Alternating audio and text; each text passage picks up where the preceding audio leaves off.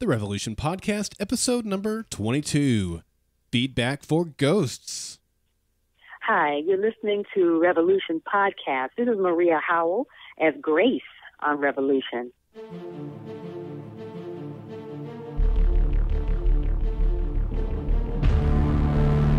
Golden Spiral Media presents The Revolution Podcast. Instantly watch unlimited TV episodes and movies over the internet right on your TV, computer, and various mobile devices. Watch as much as you want, as often as you want, for only $7.99 a month. Visit goldenspiralmedia.com/Netflix and start your free trial today.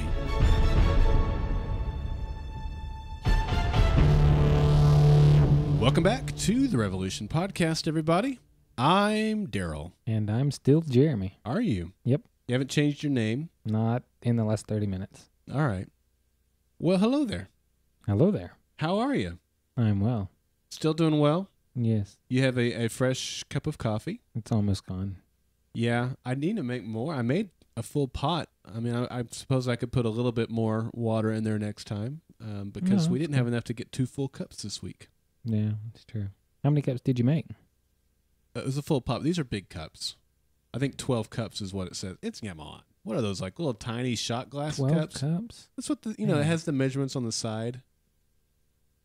So it's never accurate. 4 actual mugs of coffee is 12 cups. I don't know. That's kind of creepy. I don't know. I know it's not enough. Man, it's no never coffee enough. is ever enough, right? Yes. So Bianca is mentioning that she listened to the Doctor Who show that we did. I meant to mention this in the last podcast that we did, episode 21 of the Revolution Podcast. I meant to mention it during our news and info part of the show, but I'll mention it here. I've been doing a lot of work with a company called TV Talk. I've been producing all of their shows, and I'm hosting 2 shows. Doctor Who I just started last Saturday, and Person of Interest. So if you like those shows, or we also have shows that I'm producing, I'm not hosting. You'll hear my voice on some of the voiceover stuff, but not that I have the world's best voice. But we have Dancing with the Stars, American Idol, Game of Thrones. We were doing The Walking Dead, and of course it ended this last week. Person of Interest, Doctor Who. We were doing Smash, but when it moved to Saturdays, we stopped doing that show. But anyway, we have a lot of great shows, and we have a lot of things we'll be doing over the summer. And I'll be involved in some of those projects on a hosting basis. I'll be involved with all of them on a production side of things. So that's with TV Talk, which is over at tvtalk.com. Right now, they have an app. You can't get the shows in iTunes. They're not podcasts; they're shows, and you won't be able to get them in iTunes. You get them through the website or through the app, which works on Android or iOS. And so you can get the beta version of the app. You can sign up to be a beta tester over at tvtalk.com. But yeah, I'm doing a Doctor Who show and loving it, and wish I'd gotten into Doctor Who sooner. You guys begged us for years to get into Doctor Who. I finally got into it last summer, and it's wonderful. It's awesome. And so if you're into Doctor Who or Person of Interest and wish that Golden Spiral Media did a show on those, go over and check them out over at TV Talk. TV Talk is completely different than Golden Spiral Media. There's short form, about 15 minutes worth of dialogue each week, just fresh. Right after the show airs, we get together and talk about it. We don't rewatch it. We don't make in-depth notes like we do here at Golden Spiral Media, which is good in some ways, and like a lot of people like the real deep stuff we get into with our podcasts over here, but those take more time to produce too and prepare for, where TV Talk shows don't. And so that's kind of the plus of doing some of the work over there. But anyway, go check it out, tvtalk.com, because the Doctor Who show is so much fun to do, and so is Person of Interest. All right. You need to get into Doctor Who. Yeah, you keep telling me. I know. One day. You keep telling me I need to get into Battlestar. Yeah. Yeah, one day. So, I'll tell you what we should do today, though. Okay. Feedback. All right.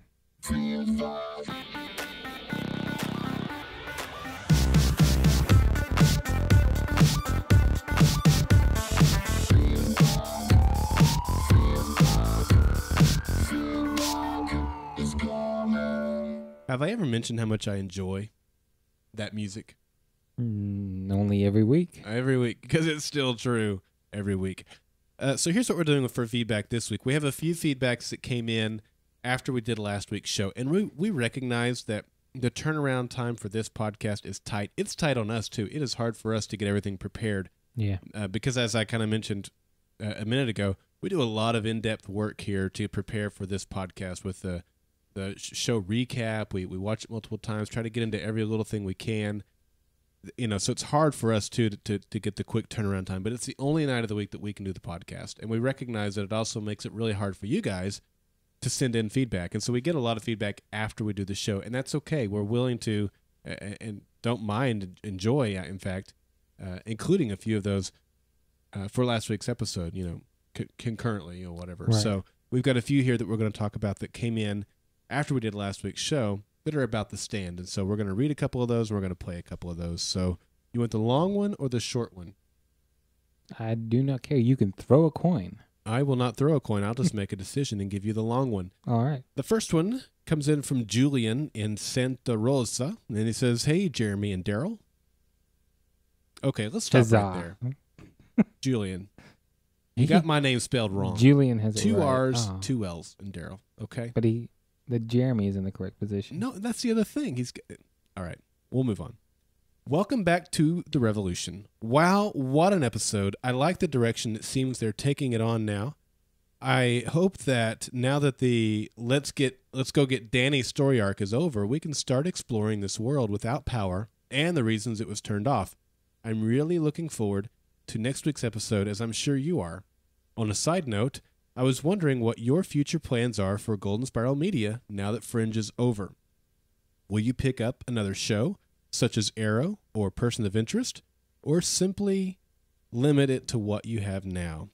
From the fringes of the Revolution, Julian in Santa Rosa. I'll spend just a minute on this. I kind of mentioned some of the things I'm doing with TV Talk. Mm-hmm. I also teased in our last podcast that we'll have an announcement next week. Okay. And so the announcement will be related to future things with Golden Spiral Media. Excuse me. But we're definitely not done producing content here at Golden Spiral Media. My schedule is tough right now. Clint's is slammed right now, so we're working things out and trying to figure out exactly how things are going to move in the future. It's been very much a moving target, but I can tell you that we're not done. Clint's not done. Jeremy will probably do more at some point. In fact, I think Jeremy might be starting a blog very soon on goldenspiralmedia.com. So there's definitely new stuff in the works. And I know that since Fringe ended, Revolution has been really the only thing we've had going on, but that won't be the way it is in the future. We're just kind of trying to get things massaged out right now. So hang tight. There's more stuff coming. And if you like Person of Interest, which you said you did, go check out the show I'm doing with a guy named Doug over at tvtalk.com. I think you'll like it. All right. Do you have any comments on anything else he mentioned there? Well, he said now that the Danny story arc is over, and I just wanted to say it's so over. It's almost like it was 6 feet under. Oh, my goodness. But I think you pretty much covered the rest. All right. So. Why don't you take the second one then? The long one. The long one comes from Kevin from a pre-apocalyptic Chicago. Hi, Daryl and Jeremy. Here's some quick feedback for your episode, The Stand. I'm really excited that the focus of the second half of the season looks to be the Tower, particularly since this is yet another Stephen King shout-out to my favorite of his series, The Dark Tower. Even this episode title refers to one of King's books, The Stand, which seems to be the blueprint for the Revolution world, at least so far. Which is maybe a good point to mention the most unlikely thing about this episode, that Randall Flagg, the main antagonist from The Stand, could actually drive from somewhere to Philadelphia so easily. A minor plot point in The Stand was that after civilization falls, you need a tow truck just to clear the roads of dead cars, and after 15 years, I'd think you'd have small saplings growing up on most roadways. The fact that Randall got to Philadelphia so quickly really makes me reconsider my thought that he might be based outside of Chicago. Either the show is seriously skipping travel time, which is a possibility, or perhaps he is yet another way to travel, and the Cutlass Ciera story is just a cover? That's interesting. One final thought. Until your podcast, I didn't think of Captain Neville having to tell his wife that Jason is dead. He seems to really love her. I can't imagine how he could get through that conversation, no matter how badass he acts. I think the remainder of the season will continue to expose the cracks in the facade that Tom Neville shows to the world. Thanks, as always, for reading. Kevin, from a pre-apocalyptic Chicago. Kevin has some fun points there. The one that I just interrupted about how he has an alternate way to travel. I mean, if you're teleporting, time travel is just what? Right there. See, Kevin, you're just feeding Jeremy. Don't. I'm like the Cookie Monster. He's like a monkey. You can't feed the monkey. You know, he gets out of control. I do. Yeah, no, he's got some good feedback. I would like to say that I'm pretty sure Randall is sporting around America in a Cutlass Ciera.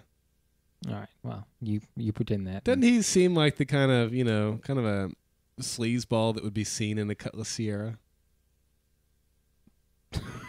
Just like a sleazeball I know in a Toyota Celica? No. The Toyota Celica is far superior. I mean, come on. Yeah, we had that discussion last week. We did. You're right. My opinions on the Cutlass Ciera have not changed. Mm-hmm. Nobody respectable drives a Cutlass Ciera. Yeah. Well, he probably means something like flight or whatever as far as travel. And I think, why couldn't he fly? Yeah, I think that's a good idea. And maybe picked up a Ciera at some local It's like area. a rental car. Yeah. But he has the only thing that makes me just beg the question is he has hundreds of cars at his disposal. Yeah. I said disposable, but at his disposal. Yeah. Why did he pick the Cutlass Ciera? That's my point. That's the question that is going to have to be answered at some point. Yeah. So why the crap car? Why not? I mean, sure, you worked with a Mercedes guy or a Lexus guy at the very least. Right. Get something a little comfy. Now, the last thing I'll say before we get into the audio feedback is, and this is a little spoilery in that it was something that we learned in the preview for next week, but we did see a map in that. Okay. And what I understood was you never know from the previews, right? Mm-hmm. But it looked like they were looking at a map to go to the tower, and it was a map of Virginia, very clearly Virginia. Okay. So we talked last week about where is the tower? Is it still in Chicago like we originally thought? It looks like we may find out next week, and that it's not as far away as we thought. Yeah. He also talked about Captain Neville telling his wife that Jason is dead. Yeah. They mentioned that this week about when Monroe was talking to Tom, he was like, how did your wife take it? And we still haven't got the answer, so I'm not convinced that he's told her. Right. Yet. So I'm with you on that. Waiting on that answer. Yep. So. All right, let's get into the audio feedback. This is Megan, and she's got some feedback also about last week's episode. More specifically, our podcast from last week. Hi, guys. This is Megan Poss, or Megan from Pennsylvania. Take it as you will. And I'm calling with a little bit of feedback on your last episode of the Revolution Cast, episode 20. And I just wanted to tell you, I owned, up until December, a 1995 emerald green Oldsmobile Cutlass Ciera. Nice. And I was so excited, when the Cutlass Ciera got the shout out on Revolution. Only to find that you guys spent a full 5 minutes trashing my last car. Now, I am now the proud owner of a 2008 Outback, which has treated me very well so far. And I do have to say the Cutlass Ciera was my grandmother's car, which is most of the reason that I'm emotionally invested in it. But, that car had an engine like a beast. And, in fact, I'd still be driving it if the entire bottom of the car hadn't rusted out. At one point, when I first got the car and I wasn't familiar with where all the shifters were and stuff, I accidentally threw it while fiddling for windshield wipers during a really heavy rainstorm. I accidentally threw it into reverse while driving 45 miles per hour down the road. Did not harm the car at all. The engine was fine. The transmission was fine. Now, you tell me how many cars can do that. And that sucker had a V6. I used to race people at stoplights with sports cars, and they'd look at me like, what? So at any rate, I just wanted to defend the Cutlass Ciera, but, like all good things, it did have its end, and the Cutlass Ciera almost killed me back in the fall when I went to pull off the highway into a Sheetz gas station, if you know what a Sheetz is. Holla, Central PA. But, and the brakes broke on me, and I almost crashed into the Sheetz, and I just got stopped just in time. That was really scary. So at that point, I started shopping for new cars. But at any rate, the car did me really well, and if it hadn't been for the nice rust belt rust that we get, I'd probably still be driving it. All right. She said just a little bit more there, and then she got cut off in mid-sentence, so I tried to cut it off at the end of a sentence there. Okay. But, oh, my goodness. So obviously what I was just saying about the Cutlass Ciera in Kevin's email, I was obviously doing to bait the next caller knowing that Meg was coming. But, yeah, that was so funny. Well, we can spend another 5 minutes knocking the Cutlass Ciera. Yes. I mean, she kind of proved Kevin's point about how the bottom fell out. The brakes went out. So we know that it wouldn't have been reliable 15 years after the blackout. Yeah. I mean, the engine would have been, though. Yeah. Oh, see, so he could put the Cutlass Ciera engine in, like, Corvette. No, I doubt that the Cutlass Ciera could beat the Corvette. She You're did say probably sports right. cars, but that's kind of a supercar. I wouldn't go that far, but I'm just saying. Meg, thank you so much for sending that in. That made my day. Listening to it now again, my cheeks hurt. I've been laughing so hard. So, emerald green too. Man, that's a beautiful color. Send us a picture if you have one. Yeah, I'm kind of interested to see what this car looked like. Yeah. All right, thanks, Megs. Let's get to the next person, which is Judy. Hey, hi guys. This is Judy with 2 eyes, and I finally decided that I would call and leave a message. I watched The Revolution last night, and I know why they took such a long break. Somebody taught Charlie how to act. I finally like her.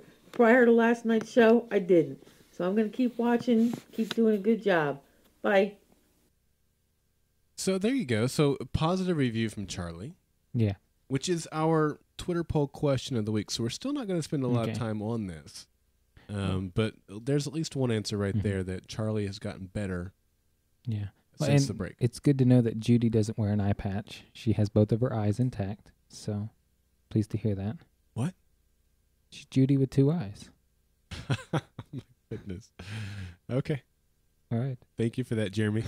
And thank you for that, Judy. I wish you were my co-host right now, because I never tell terrible jokes on this podcast. We have no place for those here. All right, let's move on to Corey. Hello, Daryl and Jeremy. This is Corey from Australia. I mean, Jim. I mean, Henry. Yes. If Lost taught me one thing, it's that I can use the name Henry and people will believe me for a short time. Anyway, my pendant has been randomly pinged, so I have a short amount of time to give you guys some feedback for the new episode of Revolution. I must say I was a little so-so on tonight's episode. A lot of things, it just seemed to be so convenient here and there, and I'd hate to say it's on account of bad writing. I'd like to think that they just want to jam so much into this season that they're just letting some of the smaller things slide by. I'm an optimist in that way. But amidst that so-so-ness was some really good stuff. For instance, Randall's backstory and his history with the DoD. I think the guy has cemented himself into the role of total badass, considering he got his very own slow-motion walk towards camera. But you know, we still don't know whether or not the global power outage was because of him. If it was completely intentional for that to happen. So, you know, I'm sure we'll find out more about that soon, considering that Rachel seems to be forthcoming with Aaron. You know, it's a good cliffhanger. It's really made me excited for next week. I'm hoping to get a few answers. Speaking of Rachel, I think for the first time since the pilot, we've seen the flash drives removed from the pendants, and that the flash drive itself is probably the most important part of it, as that's the only part that she destroyed. I guess the rest of it is just some sort of housing to make it look cool. So that was quite interesting too. So yeah, that's about it for me this week. Cheers, guys. All right. Thanks, Corey. Yeah. Okay, so he says that maybe they're trying to cram so much into these episodes that maybe that's why some of these things are happening with the writing, if you want to call it that, or whatever. Yeah, you still could have killed the wife. Yeah. I think I will say that they are cramming a lot in the season. They're giving a lot of answers. They're moving in a lot of directions quickly. Yeah. But I still feel like they could clean some of these things up just a little bit. It wouldn't take a whole lot, So, like you said, kill the wife. Just a couple little things. Yep.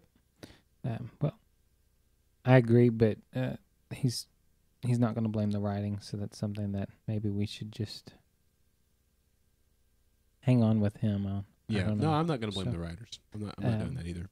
He did mention something that we didn't really get into in our episode 21, the global power outage. We still don't really have conclusive evidence that it is because of what Randall did. That's right.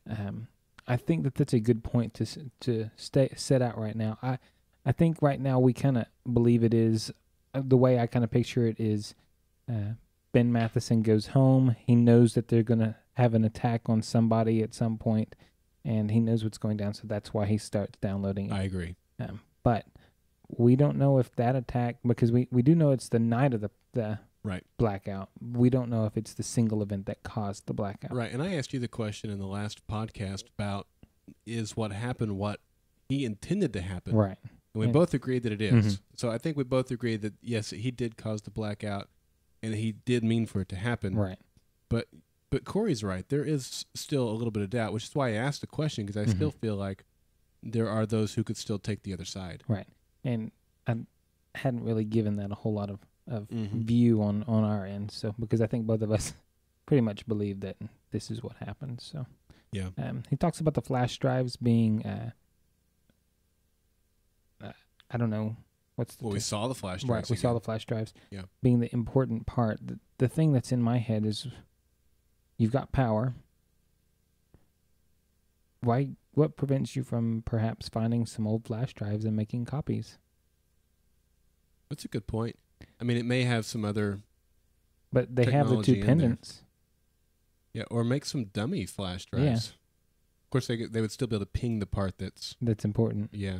So, I kind of want to know why we can't have multiple copies, because it's kind of like copying a CD. There's no creation of anything new except for the data. So if the data is on that flash drive, then maybe we can have more than 12 pendants, or the 10 that we're at now. So my math from my previous sign-off might just be moot at some point. I would like it if all of your points are moot at some point. Yeah, but then when I said I'm your friend, then that's just moot too. Ooh. Speaking of pendants, though, they announced over on the Facebook page today, Revolution did, you can now get yourself a pendant flash drive. Nice. I think it runs $40. Okay. It looks just like the one. It even lights up. Is it like a 64 gig? It's a 1 gig. No way. Yeah. Yeah, that's a big old no. Yeah, if it were even 4 gig, I would consider it. I'd like it to be, 8 like or 16. To be useful. Yeah, 1 gig is for $40. Yeah, I'm not gonna get one. For $40, you can get a 64 gig one. Yeah. Tiger Direct. Hey, shout out to Tiger. No, Newegg. GoldenSpiralMedia.com/Newegg. There you go. Come on, Jeremy, get with it. I don't know if it's the same size as the show. I assume that it is, but I don't know. I haven't seen them side by side. All right. Well, thank you, Corey, for calling that in. Let's move on to Jim. What's up, Jeremy and Daryl? This is Jim in Wisconsin, burning the midnight oil to get my feedback in overnight, as I won't have any time to do it on Tuesday.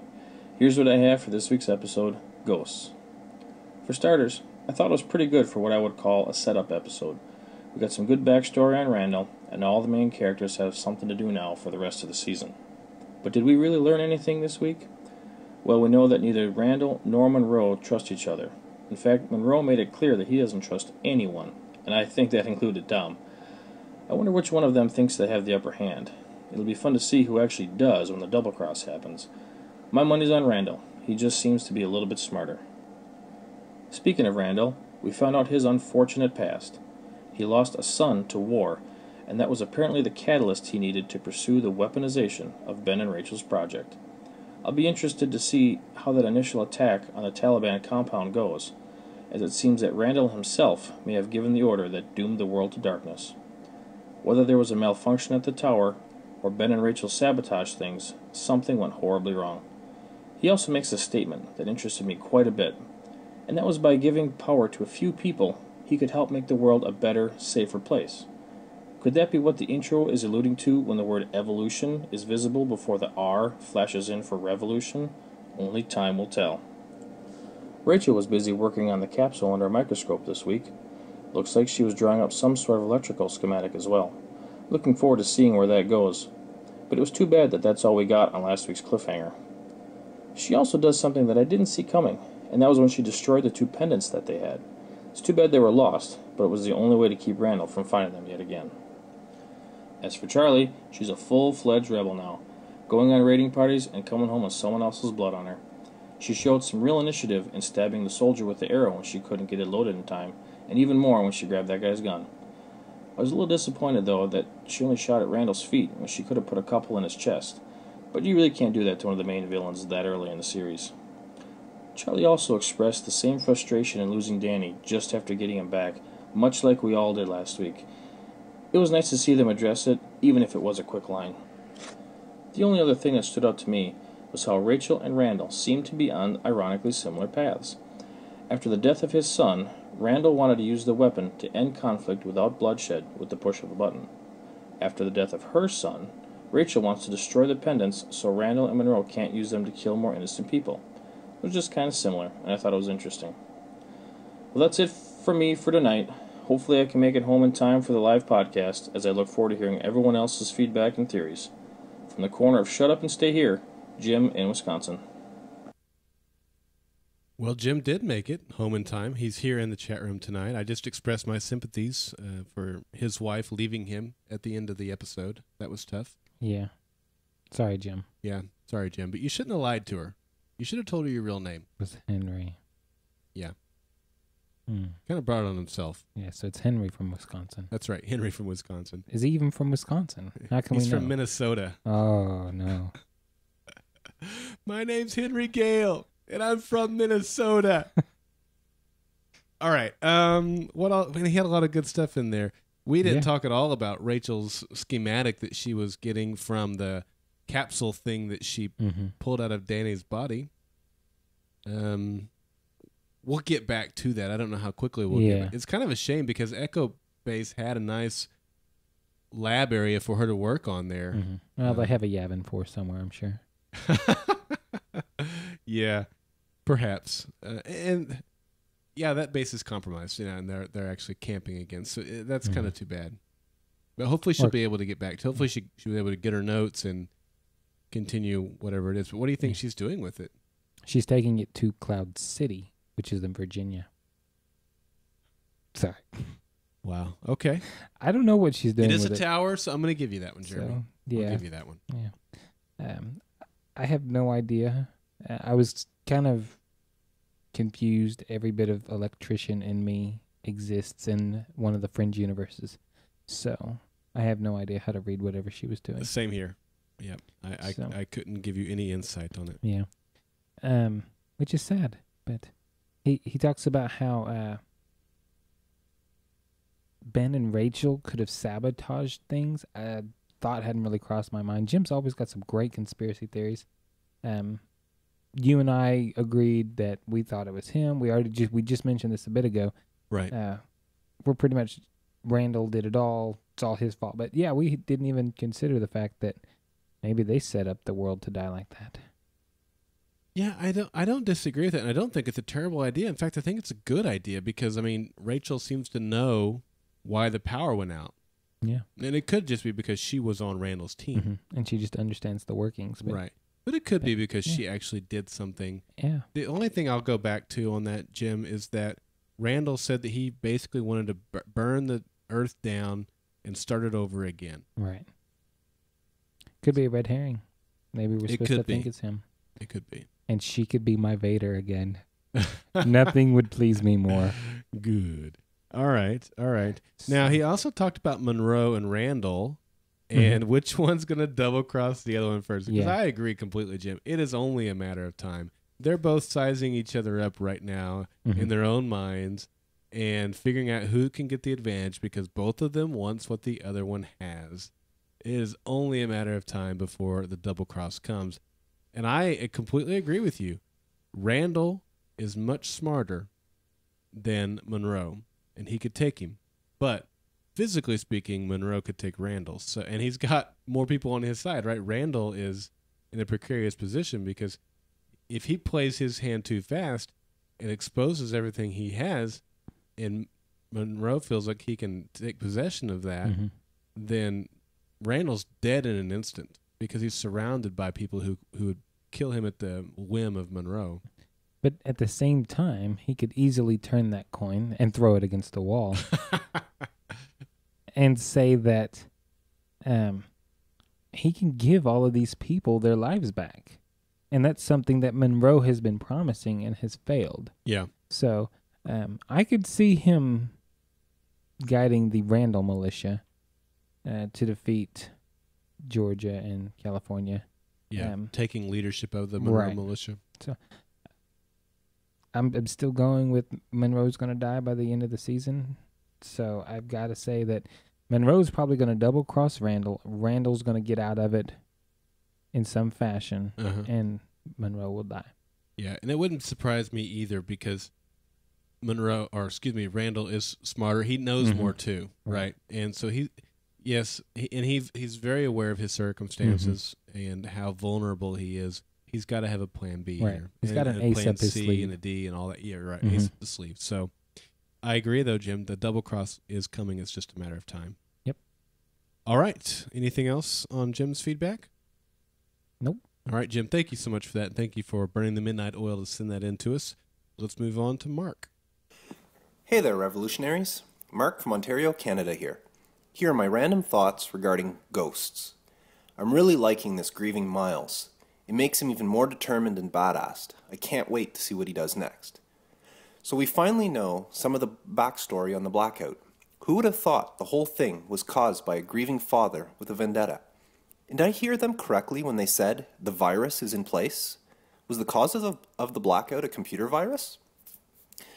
Although they don't say so, I assume the second pendant was retrieved from the downed chopper. And why was Aaron in charge of both pendants? You would think Rachel would have held on to at least one of them.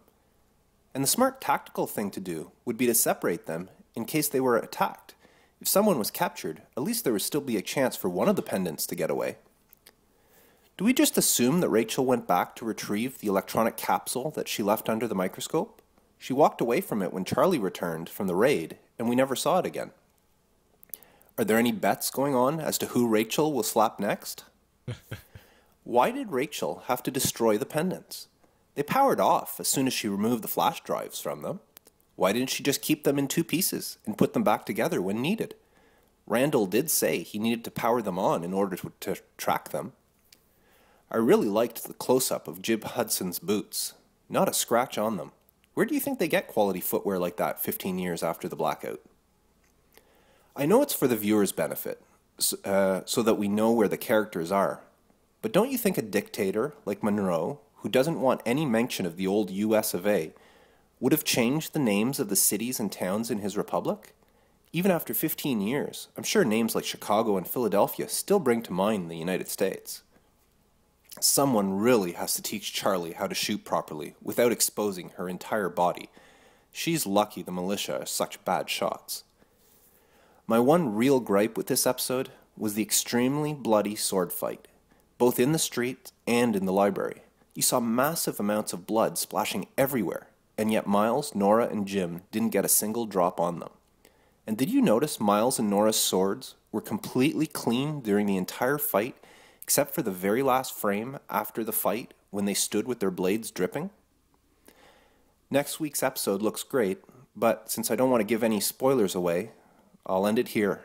That's my thoughts for this episode. Until next time, keep your candles burning. This is Mark from Ontario, Canada. All right, thanks, Mark. So what is it with the Canadians and their need to call in and give random thoughts? It's a very good question. Patty's not giving those.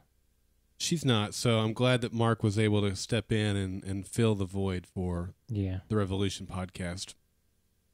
All right, so good stuff. Again, I'm glad that he calls in every week because he always brings it as well. Mm-hmm. And he mentioned the city names. I'm glad they didn't. I think he's exactly right. It's for the sake of us, so we know exactly where they are. Right. But in reality, yes, I think there's no question that if this were really happening, Monroe would have definitely changed. Yeah. They'd be living in Monrovia or Monroeville or something like that. I like Monrovia. I'm just going to stare at you. All right, you can do that. That's curious. Yeah. Great point. I agree pretty much with what you said, except for the actual destination of what it would be called. But I don't know.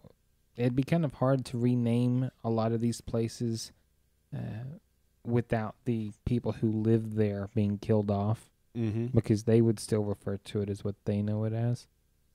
I can see them maybe renaming some things. So like your little neighborhood at the beginning in the pilot might be whatever the name of that town was, or of the additions. So say they're in Golden Estates. I can't remember where they were staying in the pilot, but that could be a city. I could see that, but I can't see them actually doing completely away with city names without just destroying everyone, which I know that they'd probably try to do at some point, but... Well, I just think that, throughout history that's happened, right? When the new people come in and conquer the old, they rename it to, reflect their gods or their leaders or something like that, right? I think that would have happened as well. Yeah. But I'm glad they didn't for the sake of all of us watching. I didn't really notice the lack of blood on the swords or the clothing, to be honest with you.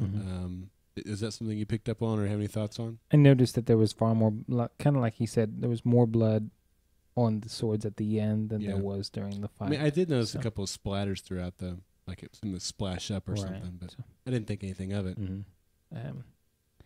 Maybe that tells you what kind of movies we watch. So, maybe it does. 300 was a whole lot worse than that. So, and it didn't bother me a whole lot. I don't expect just a ton from a TV sword fight. So, it's something that didn't bother me too much. But I did notice that there was a lot more blood on the swords than when they were actually fighting. He mentioned that the pendants powered off when she pulled out the flash drives. But one thing I noticed in there was Randall was still tracking those devices on his little tracker. Right, until she put them in the bath. Until she put them in the acid bath. So I don't think that he was necessarily going after the pendant part. There's something that's putting off a signal on the flash drives. We kind of mentioned where we believe that is already, just in some of the things we've said. But I wish she could have just taken it out and it would have turned it off. And the danger still is, even he talked about him having separated both of them. Someone having one pendant, someone having the other. In this case, it would have made them more exposed because he is able to turn them on and track them.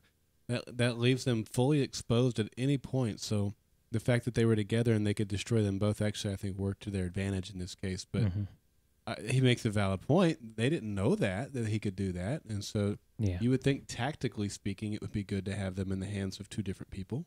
Yeah. It's true. Kind of makes me wonder why they didn't go after Randall. You mean after he drove off?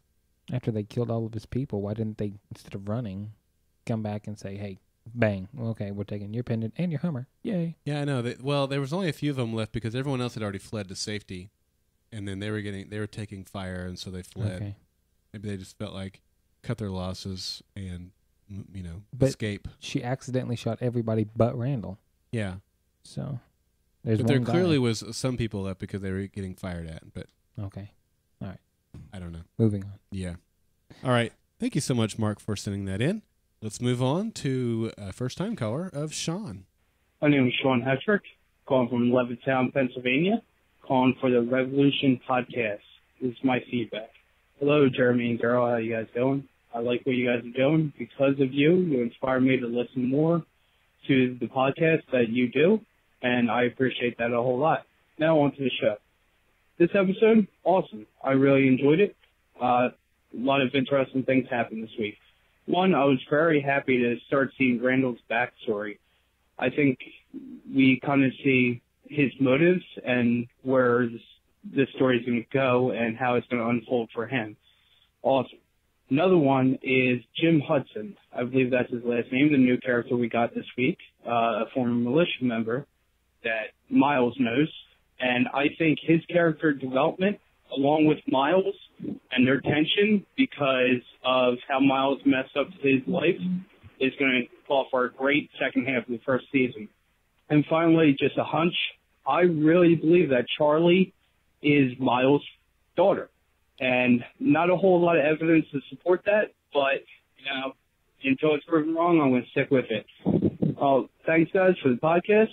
Thanks for listening to feedback. And overall, I rate this episode about a 9.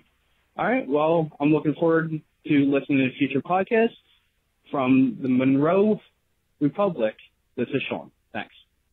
Yeah, so he's calling from Pennsylvania, right there in the heart of the Monroe Republic. Liked Randall's backstory, as we did as well, but drops out the theory that Charlie is Miles' daughter. Solid theory. You like that? Love it. I don't think that we've mentioned it before, but it is something I've toyed with in my head, but so loosely that it never really stuck. But now that he mentions it, I'm like, man, I kind of considered it, but it's so much more impactful now because we've seen the way he looks at Charlie and Rachel kind of towards the end, and I think that's a pretty cool theory. I'd like to see if that comes to fruition. Maybe that's why she left. She never loved Ben. She loved Miles, but I don't like it in the sense that she's a conniving, manipulative, evil person for doing that to Ben, essentially. Yeah. But I do like it in the, there's a twist kind of a sense. So. Well, I think there's no question that Miles and Rachel have had some sort of relationship in the past. I think we're led to believe it was sexual in nature. Right. I hope it's not true. I mean, look, they've got Miles with this thing with Rachel, Miles with this thing with Nora. I mean, are we going to find out that he has had some sort of relationship with every woman that he's come across between Philadelphia and Chicago and back again? Why not? Because, I mean, I've said in the Fringe podcast and here, these relationships aren't why I watch TV, so I get a little jaded on them, especially when I feel like they're being, kind of forced upon us. And I feel like this one, both of these relations, I don't care about Miles and anybody. So I don't know, man. It seems too soap opera for me. It's like Jerry Springer. Ben is not the father. It's Miles. Dun dun dun. I'm like, really? So we'll see. But I'm really hoping not. Fair enough. You make some sound arguments as to why we would hope it wouldn't be there, but I don't know. I can't really rebut that. I've lost all train of thought. So I'm just going to move on to his other point of he's happy to, he's talking about Jim, and he likes the character development because Miles has cost him everything, essentially. I like that. I do. I did get caught up with how the relationship with his wife ended, but I knew that this was going to come when they introduced the wife, when they introduced the peaceful Jim, Henry, essentially. When they introduced him, I knew it was all going to fall apart, and I look forward to seeing, hopefully, Jim will live a few more episodes, and I look forward to seeing that development, that tension between the two of them. So I agree with Sean there. So, yeah, I agree. I think Jim will be around for a little while. He's going to be a red shirt at some point, but Miles is amassing this group of really good, strong fighters that he can depend on. True. I don't see them all being killed right away. Yeah. Maybe in the season finale. When they the kill big Monroe. showdown when Monroe gets killed, right? Yeah. All right, let's move on to Yo-Yo. Hi, this is Yo-Yo from Kansas City. I'm leaving feedback for Revolution episode Ghosts. Thank you guys for doing the podcast. I truly enjoyed it. Couple of different thoughts. First of all, the Ghosts title, I would assume mostly it's about Danny, of course, but then it also might be that gentleman who died as a soldier. Is it a ghost because he kind of led his father to Randall to try to bring some order in the world and maybe finish the war in Afghanistan faster than what it would have been normally taken? Not exactly sure what the ghost title is referring to. Also, I suspect that you guys will cover this, but I'm confused about when Charlie went out with a team to kind of maybe take care of a militia scout, and her mom was trying to get her to not go, and she went anyway. She came back and she said that she had blood on her, but it wasn't hers. Now, we saw that she did have an injury, so I'm not sure if that was just a fib to get her mom off her butt or what that was, but was the rest of the team taken out? Did we see anybody else of that party that lived, or was Charlie the only survivor? A little bit confused by that.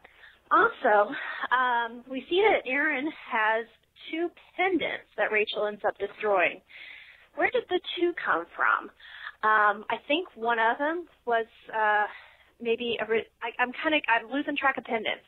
If I'm counting right, we now have 9 left. There was the one that got destroyed in the helicopter, and then the 2 that Rachel destroyed. So if there was an original of 12, there's 9 left. But I still can't quite figure out how Aaron got to what was the history of those 2 different pendants. So I'm hoping you guys can kind of cover that. I think I missed something somewhere along the lines. Well, anyway, thank you again for the podcast, and have a great day. All right, cool. Thanks, Yo-Yo. Thanks for calling in. Good to hear from you. Mm-hmm. Okay, so she's the one I mentioned in the last podcast that asked about the title. So, Jeremy, take it away. All right. Well, she mentions if it's about Danny and Randall's son, and I think that those are 2 good answers as to where the title comes from. My personal favorite, though, is that it's actually about Henry and his past. So the ghost that's being referred to is Jim. It's kind of that skeleton in the closet. It's being brought back to life. And so you see Henry die and Jim come back to life. So that's kind of where I think ghosts goes. I'm actually going to go very, very close to where you're at. I thought of all of those things, and I can't disagree with Yo-Yo's thoughts, because that could very well, these people are haunted by the deaths of these people that are now motivating them to do these things, and I think that could be it totally. I also thought about it from a military terms point of view. You have a spook, which is like a military intelligence gatherer, a spy. Mm-hmm. Well, Jim's not a spy. If Jim were living incognito under an assumed name and gathering intel from Monroe, then I think that's totally what it would be. But at the same time, like you said, he is living this false life out there and is not who he says he is. So I kind of was leaning towards that direction, really. Okay. It could also be that Nora and Miles are trying to go undetected and find these guys, but they didn't pull that off very well at all. Mm-hmm. So I doubt they would name the episode after that. Yeah. So I don't have a solid answer for that, but those were my thoughts on it. Mm-hmm. She asked if anybody returned with Charlie. Did you catch to see if anybody did? Or? I thought they did. I thought that everyone returned. It's just that I thought Charlie walked by with somebody else and then Rachel grabbed her, but I didn't go back and watch it after I got the feedback in today. That was my initial reaction too. I thought that she wasn't the only survivor. So yeah. She mentioned the 2 pendants. We talked about the one that they would have gotten from John. Right. And we believe that they got the one from the chopper.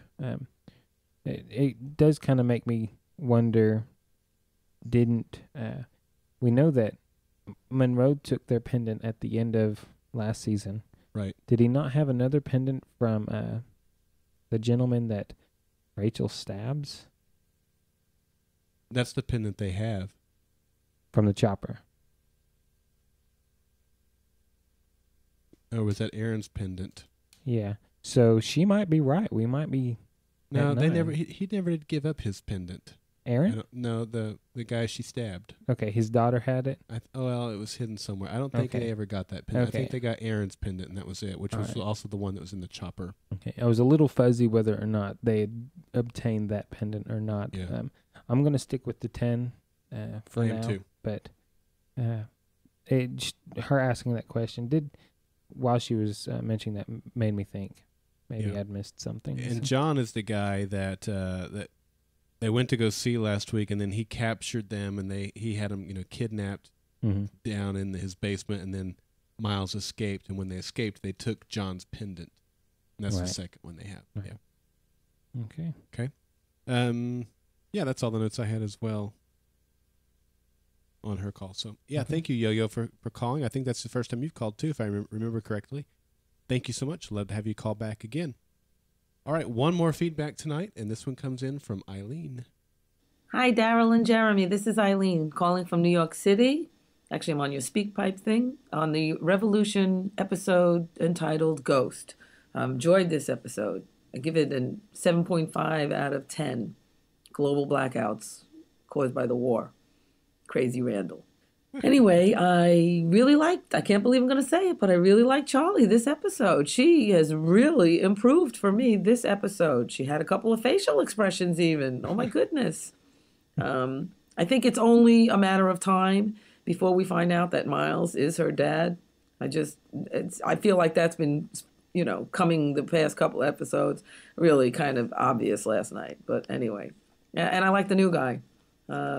He's going to bring a lot to the show, I'm sure. Aaron, my favorite quote of this one, they're just flash drives. And I really like that Aaron got Rachel to tell her what happened. I don't know if she'll tell the truth. I still don't trust Rachel at all. But I like that his tactic switched from we deserve to know, because yes, they did deserve to know, to let me help you, And so then she starts spilling the beans. Anyway, love the podcast. Love you guys. Peace out. All right, good stuff. So, and she's in the chat room right now, by the way, so good to have you here. The theory, again, that Miles is Charlie's father. So the listeners are feeling it. And I could tell by your expression when we got that a moment ago that had never crossed your mind. Yeah, not in a serious. Yeah, deep thought. Mine either until I heard the feedbacks, and I think I heard Eileen's first, and I was like, "What?" And then I heard the other one come in. And I'm like, "What? There's another one." It's definitely a worthy theory. Yeah, apparently it's a little bit more in the forefront than I thought it was. Yeah. We have two of several of our callers mention the same thing. So, right. I like how she says that it's obvious. That she completely expects that it's coming. We don't, I don't know if you and I necessarily think it is coming, but it's good to see that other people have insight that we don't have. Sure. So I don't know if she's getting this, like I mentioned last time we heard this point. I don't know if this is coming from the end of the episode where he's just kind of looking on. Yeah. But that scene did tell me that there's something in him that he's looking for. So whether or not that it's his daughter or not, I don't know. Yeah, it could be that, and it could also be the fact that, I mean, let's look. I think Charlie and Danny shared a decent resemblance, particularly since they're actors and unrelated, and favor their mom much more than their dad, or if Miles, either one. But because they do favor each other, let's just say, hey, Miles is the dad of both of them. So now his son was killed, and now he's going after the killers of his son. Maybe that's why he's turned so hard. Maybe it is. And look, I'm not on that.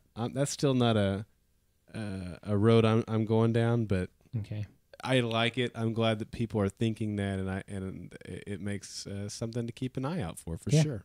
So. And if you guys are right, I will tip my hat to you because I didn't see it coming. And she mentions they're just flash drives? Yeah. That's my quote of the week. Yeah. To be completely honest, that was a great quote. That was good. I didn't include anything from Aaron this week in the quote of the week options. Yep. She also mentions that Charlie is well, she likes Charlie now, which is good. And it's a good segue right into our Twitter poll. All right, so we asked Twitter poll. I still forgot today, but I did remember earlier. I didn't have to be reminded, and I got it out a little earlier in the week this week than I did last week. So, Huzzah. Yeah, I'm getting better, folks. But the Twitter poll question was, is Charlie a better character since the show came back? And I worded it that way on purpose. People have criticized Tracy, and I don't think that Tracy deserves criticism. There's been one or two things I thought that she could have done a little bit better. But I'm no actor, and I've seen other actors that are very respected do the same thing. We all have our opinions on how that line could have been done a little differently, but I think it's more how they wanted the character to be portrayed. I don't think it's any reflection on Tracy at all. So that's why I worded the question, is Charlie a better character since the show came back? So the first response came in. Pardon me. So the first response came in from Mark, and he says, the naive child is no more. Charlie is now a determined, focused girl. The Unibeefer says, so far, yes, it would seem so, but it's too soon to tell. Princess T. Taylor says, Charlie seems to be morphing between being her old, caring self and Minnie Miles. But she kicks a lot more butt now, so I'm liking the progress. Foamy Once says, while some of her childish qualities have been usurped by more mature behaviors, some dormant issues still need to be addressed. Bad Wobot says, I think she is. People that aren't watching because of her are missing out.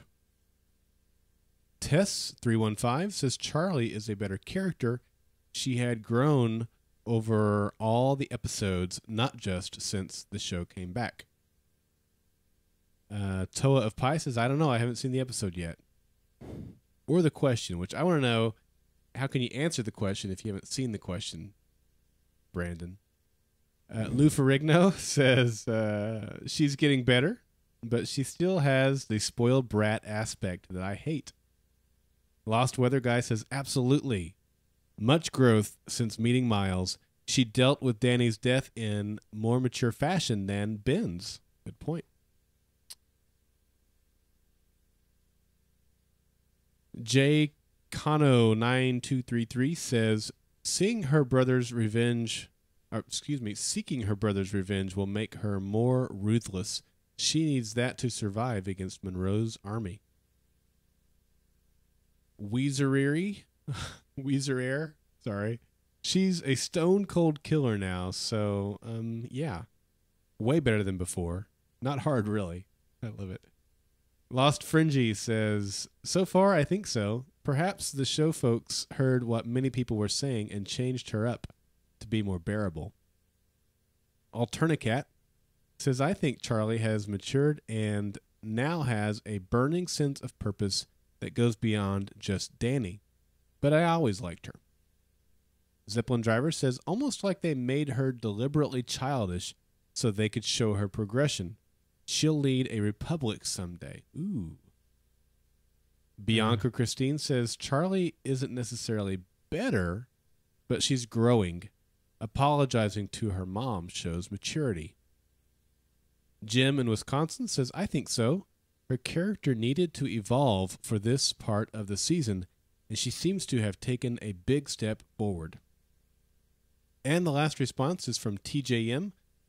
They're deepening Charlie's character. I haven't disliked her as much as some fans. Her flaws seem to be realistic. So what say you, Jeremy? Well, I might echo that last one. I haven't been so anti-Charlie the whole time, but yeah, I think she's definitely growing. We're seeing that happen. One of our respondents said that maybe she was deliberately childish so they could show that she grew. That's kind of what I've been saying from the beginning. I think so too. So I don't know. And another one mentioned that she's a stone cold killer now, and that kind of makes me wonder: could she have killed the people who were attacking the crop? I can't remember Was it the O'Malleys? Yeah, it was the O'Malleys, and that was back in Sex and Drugs. Mm-hmm. Well, she's changed even since then. I think, Right. But no, because those people, she still has a moral compass. You think she does? I do think she has a moral I'm compass. expecting her moral compass to disappear at some point.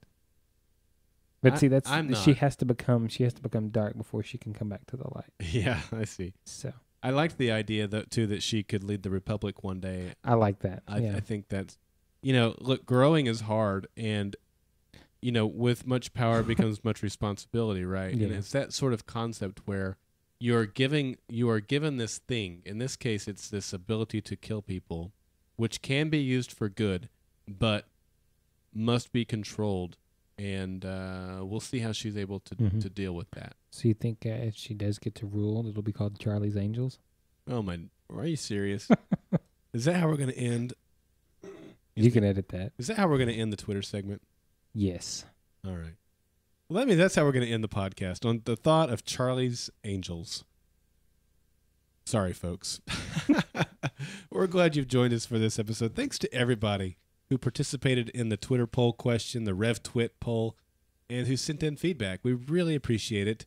If you want to follow us on Twitter so that you can participate in our Revolution Twitter poll every Tuesday afternoon or Tuesday, you can do that over at GSM Podcasts. You can also hook up with us over on Facebook.com/Golden Spiral Media. All of our stuff happens over at goldenspiralmedia.com. We'd love to have you join us over there. Geek Madness is still going. We're down to the final four. We have Batman taking on Optimus Prime. Malcolm Reynolds from Firefly is taking on Mario. So those are the four winners of each of their respective pods. Now we got the head-to-head, and it's fun. So go over to goldenspiralmedia.com/Geek Madness to vote in that. You have a couple of days to vote on the final four. That just opened today. And then it'll be the championship game, and that'll end on Monday, which will be the championship night for the NCAA basketball tournament. Right. Hopefully nobody will break their leg. That was gruesome. That was gruesome. But anyway, hook up with us over there. Again, we record this show live every Tuesday night at 8 o'clock Eastern over at goldenspiralmedia.com/live. And we're also in the chat room Monday nights while Revolution is on the air. We'd love for you to come chat with us while we watch, again, at goldenspiralmedia.com/live. Did I leave anything for you to talk about there? I covered it all. I appreciate it, though, so I don't have to say tweeter again. Maybe that's why I did it. No, I didn't mean to. All right, guys. Well, thank you for joining us for this episode of the Revolution Podcast. And until next time, may all your baths be acid baths. Stand defiant. Nice.